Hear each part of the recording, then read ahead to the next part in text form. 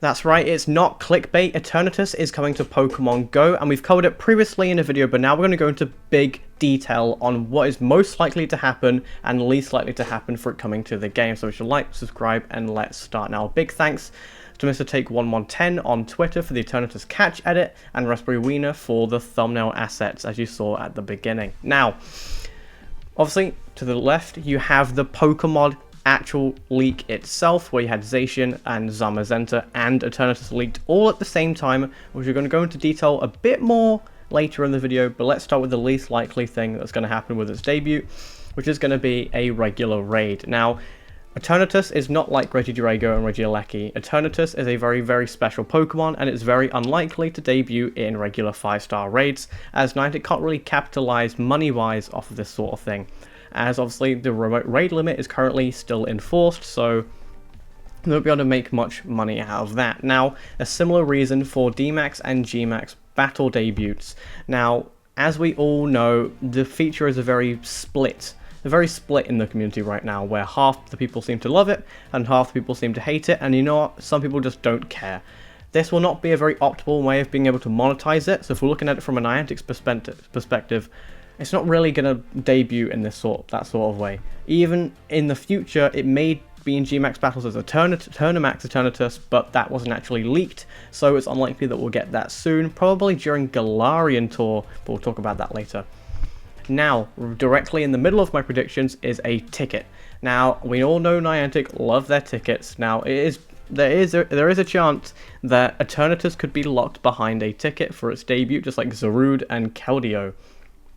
Do I personally think this will happen?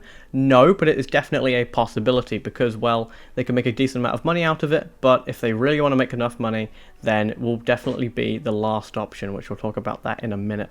So, next one is Galarian Tour. Now, this will be years in the future, that's why it is not the #1 choice, because, well, we need to think in the future as what could feature in the big Galarian Tour debut. Now, Zacian, Zamazenta, and obviously Eternatus all debuted in that region, so it was most likely we'll get Eternatus Eternatus as the big feature for Galarian Tour because, well, it is absolutely huge, and it most likely at that time we will have a remotable version of GMAX raids, so that should be good. But the second most likely I think is going to happen is, instead of GoFest, they could maybe even have a special global event for their release especially, because last year we had the debut of a brand new Pokemon event in Wild Area, which turned out to be a massive success, especially with Mighty Pokemon debuting. So there is a possibility that we could have a Galarian themed global event for their release, just with Eternatus, Zacian, and Zamazenta, instead of a GoFest where they could have Mega Mewtwo, and then later in the year they could do Wild Area, and then maybe in between, or maybe even before it, they could have another global event. They will make so much money from it.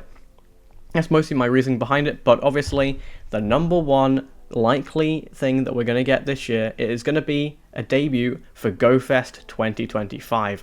Now, the reason behind this is because they added it alongside Zacian and Zamazenta, and I want to talk about how Zacian and Zamazenta could debut, but that will be just a later video where I'll talk about in more detail with those guys.